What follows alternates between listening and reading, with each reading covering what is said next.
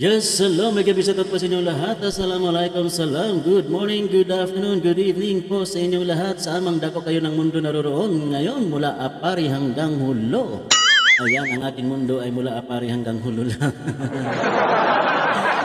Ayan, kumusta po kayong lahat? Sana po ay nasa mabuti kayong kalagayan sa mga oras na ito. At welcome po muli dito sa aking The Real Love Life Story Episode 2, which is pinabagatan natin The Teacher. Ayan.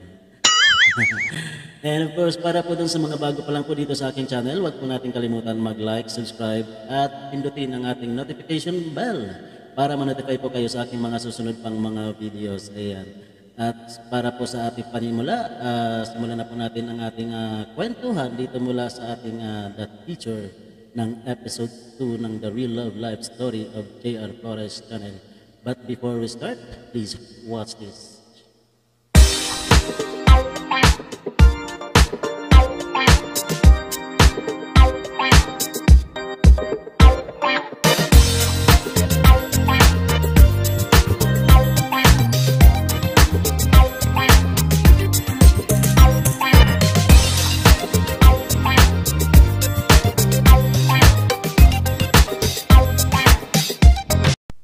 Yes, hello, welcome back once again guys, and of course, i-continue na natin ang ating kwentuhan dito sa The Job, The Real Love Life Story Episode 2, which is pinabagatan po nating The Teacher. Ayan. And of course, before I start, disclaimer lang po ha, I made this video not to encourage everyone to do the same things what I did guys, dahil ito po ay isang pagkakamali kung saan ay pinaglaruan ko yung tinatawag na pag-ibig, so wag po natin gagayahin na. Ito po ay ginawa ko lang bilang aking confession sa aking mga nagawang kamalian nung ako ay nasa kabataan pa at ngayong malapit ng bitayin, kaya ako ay humihingi ng pasensya o patawad sa aking mga nagawang kasalanan. Ayan, at nandito po ako, buong mundo po ang nakikinig, buong mundo po ang nanonood kung saan nandito po ako ay humihingi ng paumanhin sa aking mga nagawang kasalanan. Ayan, and of course, maraming salamat po sa inyong pagsubaybay dito sa aking story. Ayan, walang kabuluhang istorya. Ayan. And anyway, way back about episode 1, which is mayroon po tayong naikwento doon na kung saan na mangka si host sa dalawang ilog. At hindi lang po dalawang ilog ang kanyang pinamangkaan, kundi I think it's how many is that? 3 or 4. Ayan. So, nagtapos po tayo doon sa kung saan pumasok na yung si The Teacher. So, ayan. So, ganito yun guys. After that, a long story of the 3 ladies behind my back or behind my, what is this? Behind my back talaga. Ayan. After the 3 ladies, ayan, mayroon pong uling pumasok sa aming isang sales lady, which is that time is bakasyon yata ng mga estudyante. So, bago siya pumasok bago siya mag-continue as college, namasukan po muna siya doon sa amin as a sales lady, which is ang kanyang course is the teacher. Ayan. So, eto na guys ang nangyari. So, siyempre, gaya nga po na nabanggit ko ng mga nakaraang episode natin, mga nakaraan talaga, episode 1 pa lang tayo. Ayan. Ayan, so siyempre nandun na naman yung pagbola-bola ni host. Ayan, maranahan na naman yung mga I love you ma'am, I love you ma'am. Ayan, so ayan, so sa ilang I love you ma'am lang ay nadala naman si ma'am, nagpadala naman si ma'am. Ayan, so ayun na nga, ibubuod na natin, isa-short time isa-short na natin yung ating story. Ayun, nagkaroon na nga kami ng pag-uunawaan sa isa't isa, which is naging kami na nga po ni the mom or the teacher. Ayan. So, yun, habang nandun pa sa aming pinagtatrabahuhan, which is isang supermarket. Ayan, so siyempre nandun na yung mga ligaw-ligawan hanggang dinala na niya ako sa kanila, pinakilala na niya ako sa kanyang mga magulang. So ayun, sa awa ng Diyos, tinanggap naman ako ng kanyang mga magulang dahil kawawa daw ako, wala daw akong pamilya. Joke lang. Ayan, tinanggap naman kasi maganda naman daw ang aking pakikitungo at andun naman ako para irespeto ang kanilang kung ano man ang magiging desisyon nila para dun sa kanilang anak. So sabi ko, pumunta po ako dito upang magpaalam para sa inyong anak para ako ay maket ng ligaw. So ayun, nagbigyan. Mabait naman yung kanyang mga magulang. At the same time, pati yung mga kapatid niya is tanggap din naman ako bilang kanilang bayaw to be. Bayaw to be talaga. Ayan, so yun na nga guys. So after a month, siyempre mayroon silang bakasyon. Isang buwan lang yata yung bakasyon ng klase nun, di ba? So ayun, nagkaroon na kami ng mahabang pagliligawan doon sa ano. At hindi naman nagtagal ay sumagot din naman yung isang uto-uto din. So ayun, so first time. So since na after my do you call this working hour, andun ako, simply magkapit-bahay lang kami. At this time guys, nag-stay out na ako sa aking trabaho. Wala na ako dun sa staff house namin. So nag-leave out na ako. So which is yung upahan kong kwarto is malapit na din sa kanilang bahay. And then yung aking mga barkada o mga kaibigan ay nandun lang din, magkakalapit lang din kami. So every time na mag-inuman kami, so siyempre mahababang usapan ng inuman. So siyempre pag uwi ni host, lasing na. Ayan. Minsan nasobrahan yata ako ng lasing. So ito namang mga kaibigan ko, siguro hindi ko na alam kung ano yung mga nangyayari. So siyempre sa sobrang lasing na. So instead na ihatid nila ako dun sa bahay, which is kung saan ako nakatira, ang ginawa nila, doon ako hinatid sa bahay ng girlfriend ko. Ayan. Ganon sila katindi. Ayan. Sabi nila, susubukan lang daw nila kung ano mangyayari. So ayun na nga. So paggising ko na lang sa umaga, as in wala talaga akong alam na kung bakit ako napunta doon o bakit nandito ako. Paggising ko na lang, nagulat na lang ako, nandun ako, magkasama na kami sa isang kwarto. Ayan. So, bakit ako nandito, sabi ko? Hinatid ka dito ng mga barkada mo, lasing na lasing ka. Tapos, pagtingin ko sa salamin, punong-puno ng pulbos yung mukha ko. Yan, bakit sabi ko punong-puno ng mukha? Punong-puno ng mukha eh. Punong-puno ng pulbos yung mukha ko. Sabi kasi ng sabi daw sa kanya ng tatay niya, pulbusan mo si Yoyong sa mukha para mahimas-masan ba? Kumbaga mawala yung kanyang lasing. Kasi ang ingay ko daw habang natutulog kasi nga sobrang lasing. So sabi ng tatay daw niya, pulbusan daw na. Buti naman itong tatay na to nag-advise. Yung iba niyang tatay ay hala, palayasin mo yan. Nandito ba yan natulog? Ay, lasinggero pala yan. Yung naman, nag-advise daw ang tatay niya, ayan pulbusan mo yan sa mukha, punuin mo ng pulbos para may mas-masan. So yun na nga, dahil nagkaroon na kami, kumbaga nandun, parang nagkaroon na ng tiwala yung magulang niya dahil natulog ako dun sa kwarto ng anak niya. So siyempre, wala naman siguro, I do not know kung may nangyari kasi lasing ako, hindi ko alam kung nirape ako. So yun na nga, so naging nakasanayan na namin na every time na malasing ako, doon ako natutulog sa kanila. Ayan, hindi ako umuwi sa bahay. So, ito yung kwento guys, pagdating sa kwarto. Ayan. Pag ako ay pumunta sa kanila at medyo nakainom, sasabihin ko yan sa kanila guys. Ito guys, kinukwento ko to sa inyo kasi hindi to invento. Ito po ay the real what happened behind my love scenes. Oh, tama ba sinabi ko? Ayan, hindi po ito invento, ito po ay totoong nangyari at hindi ko rin po dapat ikwento dahil ito ay medyo pribado na po. Pero as a part of my confession ay sasabihin ko na lang po sa inyo ang konting detalye. Pero hindi ko naman po minention yung pangalan ng babae para din po sa kanyang privacy. Ayan. So, gaya nga po na nasabi ko, every time na makainom ako, andun na ako sa kanila umuwi. Ayan. Then, pagdating sa kwarto, sasabihin ko sa kanya yan, "Hoy, walang kalakalabit ha, nakainom ako, matutulog ako." Sabi ko ng ganun sa kanya. So ayun, hindi naman nga talaga yan mangangalabit kasi matutulog nga ako dahil lasing nga ako. Ito, pagdating ng madaling araw, kakalabit yan. Gusto ko. Ay. Ayun na. Eh siyempre sa madaling araw, nagtitilaok yung manok, pati yung si Junior, nagtitilaok din. So ayun, dahil sa isang kalabit ay may nangyaring tamsakan na naman muli. Gano'n katindi si host kahit ang over pa alas. Sige, tamsak lang ng tamsak. Yun ang kailangan natin, tamsak. Ayan, so bago sa mag-resume din sa kanyang schooling, bago sa mag-enroll, ayun, inuwi ko muna siya dun sa amin, sa bahay namin talaga, sa baryo namin. Sinama ko siya doon, so sumama naman siya. So ayun, siyempre, dahil teritoryo ko, yung akin na naman ang masusunod, siyempre, tamsak na naman. Pero noon ka guys, pasensya na po kayo kasi talagang gusto ko lang i-share kung ano yung mga nagawa kong pagkakamali, kung paano ko siya pinaglaruan yung tatawag nating relationship.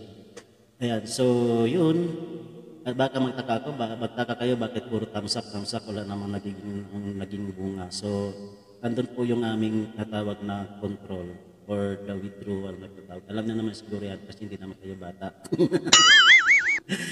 Ayan, so, ayun, after that, tumagal kami. So, lumipat na nga po siya, nandun na siya which is sa Kalibo na siya, kasi doon siya nag-aaral. So, andun na siya, weekly lang siya umuwi doon sa lugar namin. Every Saturday and Sunday lang siya nandun doon. So, yun lang ang time na magkikita kami. Kasi may trabaho din naman ako weekdays. Tapos may pasok din at malayo. So yun lang ang aming pagkikita. Once a week na lang kami makita. O twice a week na lang kami makita. Every Saturday and Sunday. Ayan. So hanggang sa tumagal kami. Yun ang nangyayari sa aming tuwing magkikita kami. Siyempre, naging kagawian ko na po noon yung pagkalabas ko ng trabaho ay umiinom kami ng aking mga barkada. So yun, doon lagi natutulog sa kanila. At yun din ang sinasabi lagi sa akin ng tatay niya, sa kanya ng tatay niya, punuin mo yan ng pulbos.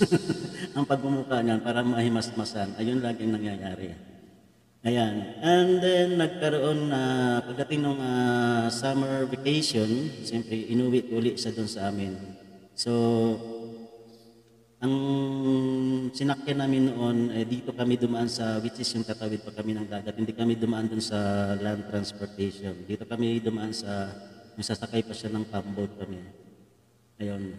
Ang pamboat na to, dinadaanan yung baryo, which is yung mayroon akong isang girlfriend na yung sinasabi ko sa inyo doon sa episode 1 na napunta ng Maynila na hindi na sumusulat, hindi na nag-response. So napadaan yung bangka doon. So siyempre, kasi may dinadrop na pasahero na taga-roon din mismo sa kanila. So kami naman to nung kasama ko, siyempre parang napaka-sweet namin, nag-albay pa kami tapos tinuturo ko sa kanya yung mga lugar na ito, dito, ayan yung lugar ng ating ex, ayan, ganyan. Tapos may mga kissing pa kami, even in the public, nagkikis po kasi kami. Ayan. So ayun, pagdating doon sa nakarating doon sa bahay nung dati kong ex, yung chismis na may inuwi daw akong babae. At ang sweet-sweet pa daw, sabi niya ganyan. Ayun na. Pagbalik ko doon sa pinagtatrabaho namin, nung umuwi na kami ng girlfriend ko ngayong kasal ko ni teacher, bumalik na kami doon sa kanila. Pagdating doon, after 2 weeks, may dumating na sulat galing doon kay ex, which is yung galing sa Maynila. Ayan, andun na lahat, yung panunumbat o ganito, kaya pala hindi ka na sumusulat sa akin dahil mayroon ka na daw palang iba dyan at ang sweet-sweet ko pa daw. Ayan, so paano nangyari na ako ang hindi sumusulat dahil siya nga itong hindi sumusulat, nakailang sulat ako, hindi naman siya nag-response. So, wala na, no choice, kundi talagang doon na kami nag-response na rin ako, sumulat na ako sa, sige, ganito na lang. So, siyempre, hindi naman tayo nagkaroon din ng maayos na paghiwalay. So, dito, tapusin na lang din natin. Total, sabi ko, mayroon na ako ditong dapat na gampanan o may commitment na ako sa iba. So yun, naging matiwasay na naman kami. Hanggang sa tumagal kami ng almost 3 years, hanggang sa matapos siya ng college, yung si teacher, naging kami pa rin, Ayun, at dahil nawili na rin ako doon sa kakatamsak, hindi na talaga ako bumalik ng Manila para mag-aral din ng college. Pero may darating tayo dyan sa next episode natin. So itong si teacher, habang nasa ibang lugar nag-aaral.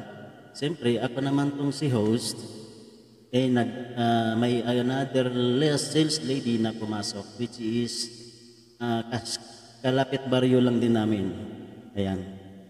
Yun ang talagang pinakamaganda sa lahat.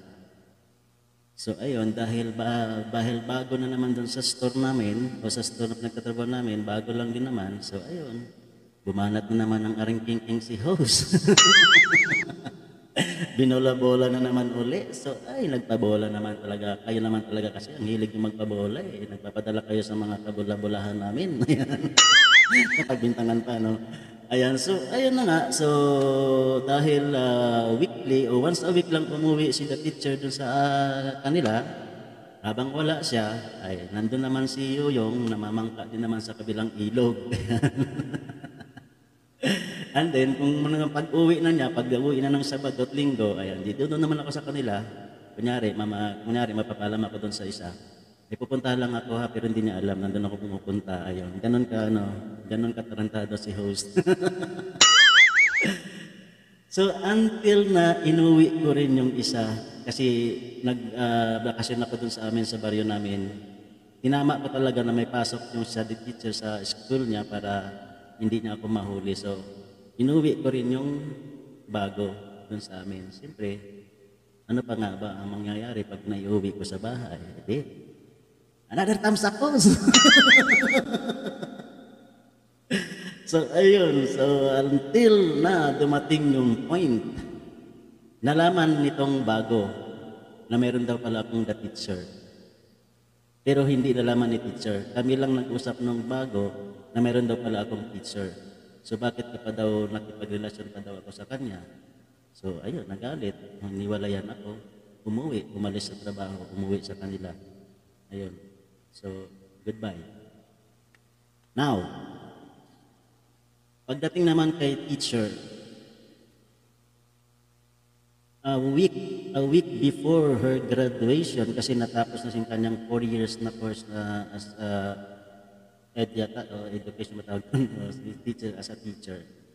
1 week before ng kanyang graduation, nakarating sa akin yung balita or via text messages from her landlady, or which is yung may-ari ng boarding house na kanyang tinitiran doon sa bayan. Na ganito daw ang balita, na mayroon daw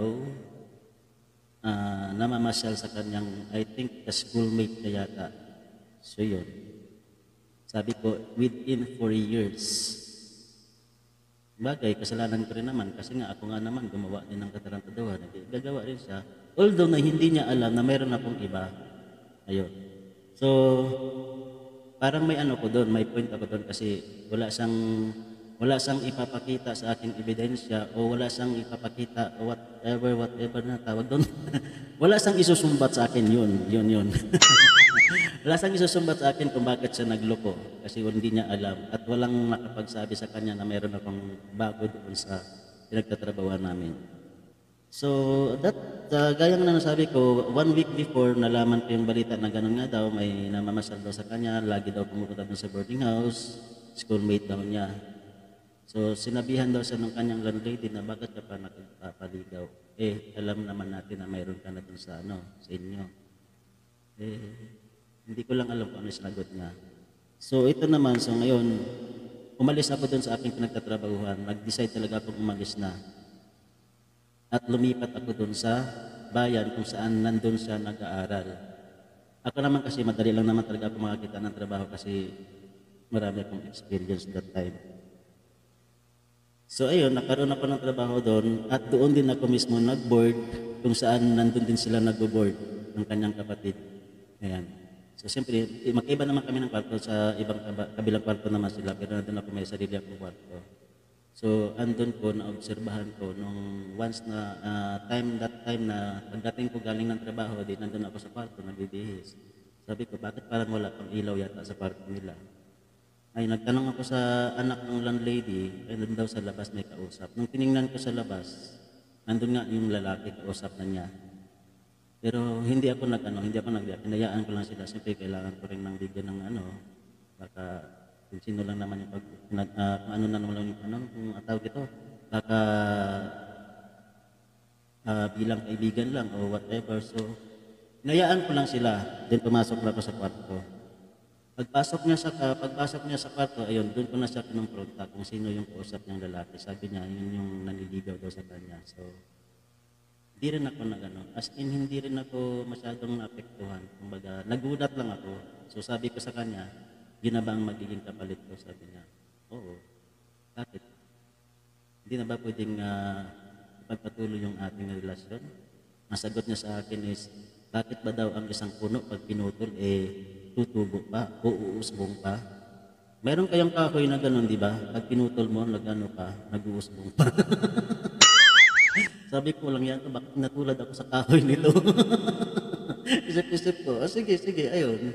Siyempre, konting ayun. Ang ginawa ko, labas na naman ulit ako, bili ako ng inumin, ayan, nag-inuman, ayan, tapos andun kami, hanggang makainom ako, nag-away doon, hanggang pati yung mga gasera doon ng aming landlady, pinagbabato ko na.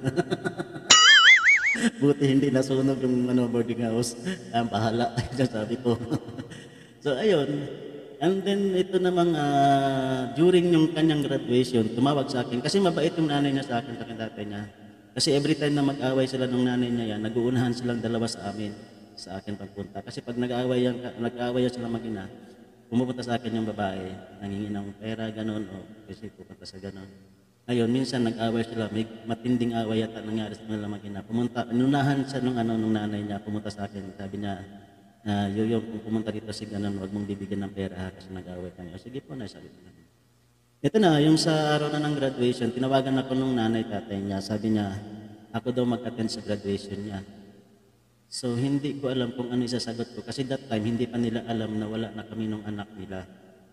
So, sinagot ko na lang, sige po, sabi ko, sige, sasama pa ako sa inyo. Sabi ko ng gano'n. Ayun, sumama naman ako dun sa graduation day nila, pero hindi kami nag-usap ng babae. Pagdating na lang din namin, pagkatapos na ng graduation, pagdating namin doon sa boarding house, saka ko na lang kinausap yung mama ko lang na sabi ko, Nay, Tay, sorry po kasi ganun, wala na po kami ng anak niyo. Hindi ko po alam kung ano dahilan, kung bakit nagganon. So, siyempre sinabi ko sa kanya na ganun ang may nangyari, pala na may iba na pala sa ditong manliligaw. So, ako naman po, siyempre, ayaw ko rin naman hadlangan pa kung anong kaligayahan niya, kung saan sa masaya, edi doon siya, suportahan ka.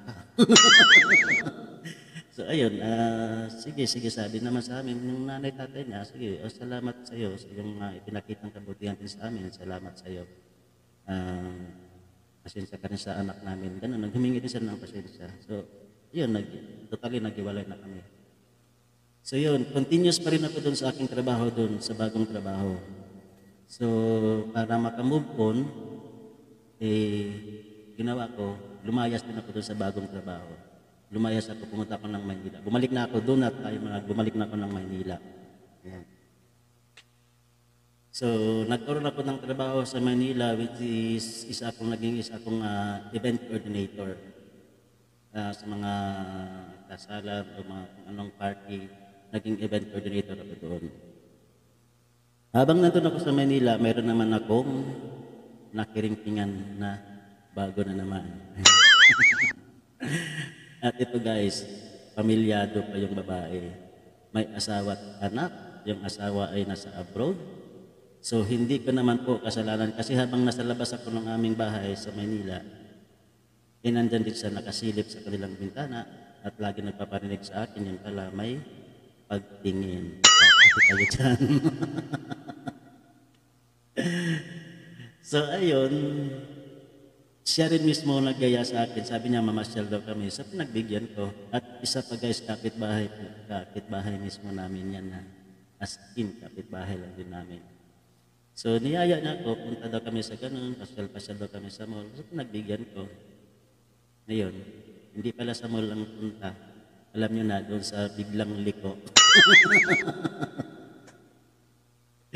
Ako naman, sunod lang ako ng sunod. Sige, siyempre, pinagbigyan, ayun, tamsak na naman. Ayan, sabi ko, medyo mali na to. Okay lang sana, sabi ko. Naisip ko rin noon na okay lang sana kung single siya Kaso may pamilya at may mga anak. So pagdating namin, so umuwi na kami, pagdating doon sa pagbaba namin na sasakyan, kasi bago kami pumasok doon papasok ko sa aming lugar, maghihiwalay na kami. Kinausap ko muna siya, sabi ko, mauna ka na, baka malata tayo. Tapos sabi ko, sana ito na yung last nating pagkikita. Kasi parang siyempre nagkakonsensya din ako, may pamilya, tapos yung lalaki na sa abroad pa. Nagpapakahirap sa abroad, tapos nandun, sasakyan ko lang yung kalokohan ng asawa niya. So, sinong maiipit? Ako mismo maiipit. So, sabi ko, stop na natin to. Tama na yun. So, ayun, naging friend na lang din kami hanggang naging magkumari pa nga kami kasi nung umuwi yung asawa niya at nagkaroon sila ng anak, naging ninong pa ko doon sa anak nila. Pero walang alam yung kumpare ko. Na nakasahod din ako sa kanyang tamsak. So after that, ayan, umuwi na naman uli ako, nagbakasyon na naman uli ako ng probinsya. Ayan, so doon na. Namasukan ngayon ako doon sa aking, kasi umalis na rin ako doon sa aking pinapasukan doon sa Laguna na bilang isang event coordinator. So doon ako ngayon nagpatuloy sa Kalibo, which is isang kamag-anak siya, kay Ante na isang caterer din siya. Doon ako trabaho as event coordinator and organizer. And at the same time, kinukuha din ako sa kabilang caterer in same position, coordinator and organizer. At habang nakikilala ako, kinukuha din ako uli ng ibang caterer. So, same time or what do you call this? Isang posisyon sa tatlong empleyado. So yun, parang lagari ang trabaho ko. Pag wala kaming catering, andun ako sa kabila nag-duty. So ganun ang naging trabaho ko doon. Doon ngayon ako nagpatuloy ng aking, kumuha ako ng 2 years ng Bachelor of Hotel and Restaurant Management. So yun, at least kita paano sabi ko, may tinapos ako sa 2 years. So it is familiar or kabisado ko na yung mga about sa hotel and restaurant. So yun ang kinuha kong kurso. At related din naman sa naging trabaho ko. Ayan. So that time, ito na. So naka-duty ako dun sa tatlong catering services. Nag-apply din ako doon sa kalapit lang din namin na restaurant ng isang as being a manager ng in-applyan ko. Pero nag-duty pa rin ako doon sa tatlong catering services. So that time, December, that was my birthday.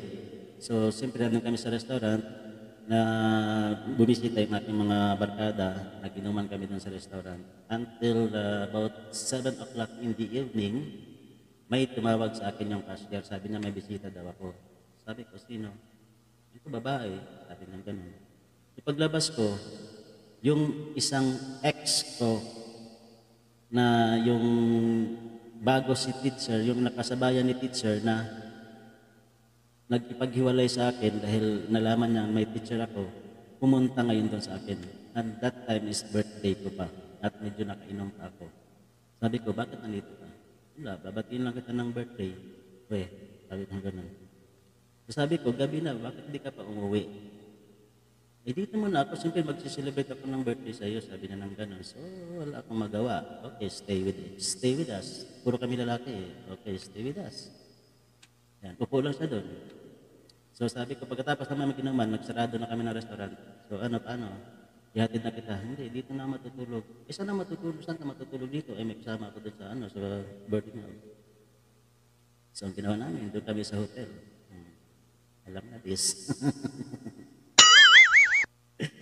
Ayun na guys. Dahil sa lasing si Yoyong, ayan. Sabi ko, hindi na ako makapag-drive. Sabi ko, bahala ka na dyan. So siyempre, malaya siya dahil hindi siya nakainom. Siya yung nag-drive. Ayun. Siya na nag-drive. Alam niya na yun kung ano yun. So, thumbs up again. Kinabukasan, umuwi na siya. After 1 or 2 weeks, yata, ayan, bumalik uli siya. At may binalita siya sa akin. Buntis daw siya. Tayo dyan. 2 weeks. 2 weeks pa lang 2 weeks, buntis daw siya. Ang lakas naman yata ng similya ko. Ako naman po, pinaniwala din ako, malay mo, sabi ko, jackpot. So ayun na, nangyari na, buntis na siya. So ayun, kumbaga nag-caring na ako sa kanya. Pumupunta na daw ako sa kanila, ayun, kinausap ko na yung mga magulang niya regarding about this, about that, about buntis, gano'n. So, until that one time na may nag-text sa akin, kapatid niya. Kasi nung bago ko, nung palagi kong pupunta sa kanila, binabanggit niya lagi sa akin na gusto daw niya mag-Japan. So, paano ko sabi ko mag-Japan ka? Buntis ka. Hindi ko naman matatanggap, buntis ka.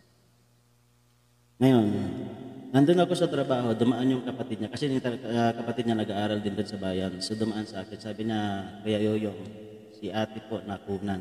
Sabi ko, paano nakunan? Nadulas daw. So, ako naman to, siyempre sabi ko, sa tinagal-tagal kong pananabik sa isang anak, parang nagalit ako, pero yung galit ko ay tinago ko at sinarili ko at hindi ko siya hinarap. What do you mean hindi ko siya hinarap? Hindi ko siya pinuntahan, hindi ko siya kinausap, as in, nagalit lang ako sa sarili ko. At ang ginawa ko, nag-inom lang ako, kung bakit ganun yata ang kapalaran ko. Parang naano yata ako, nakakarma na, sabi ko ng ganun. So yun na nga, so hindi ko siya pinuntahan. Kasi kung totoo din naman siyang nakunan, nung hindi ako pumupunta sa kanila, di dapat siya rin ang pumuntak sa akin, siya rin ang pumunta sa akin, na ganito, pasensya, dahil nakunan ako, ganun. Hindi rin siya nagpakita sa akin. Hindi rin siya nagparamdam sa akin. Hindi rin siguro siya nagtanong, bakit hindi siya pumunta rito nung narinig niyang nakunan ako sa gano'n. So, parang iniisip ko rin na parang, ano yata to parang, kumbaga parang ginagamit ng yata ako. So, na parang nandoon yung yung pag-alinlangan ko na parang may kakaibang nagaganap na hindi ko alam. So, totally, kalas. Naghiwalay kami, hiniwalayan ko siya, bumalik uli ako ng Maynila. Yun. Pagkatapos nun, nagbakasyon lang ako sa bumalik na ako ng Manila para lang palipas oras. And then bumalik, siyempre may trabaho ako doon. Bumalik uli ako doon. And then, natandaan ko kata 2004. That was 2004, I think, yeah. And then, that time, nandun ako sa tita ko sa isang catering services. So, bumalik uli ako doon. Tapos, siyempre, wala naman, malaya na naman si Yoyong. May nakita na naman ako ngayong bago. Ito na yung mismo doon sa aming baryo. Ayun na. Doon mismo sa aming baryo. Yun yung natawag natin yung pinakamabait sa lahat or yung pinakamartir. Ayan. So, bago natin ipagpatuloy ang kay Martyr, ayan, next episode naman po tayo. So maraming salamat po muli tayo sa inyong pagpakikinig guys at sana po ay wag po kayong magsawa dito sa aking mga kwento ng aking buhay. Ayan, muli sa Friday, magkita-kita po muli tayo, same time po, 8 a.m. Pilipinas time. And may ganyan po sa inyong lahat. Abangan po natin ang ating episode 3 which is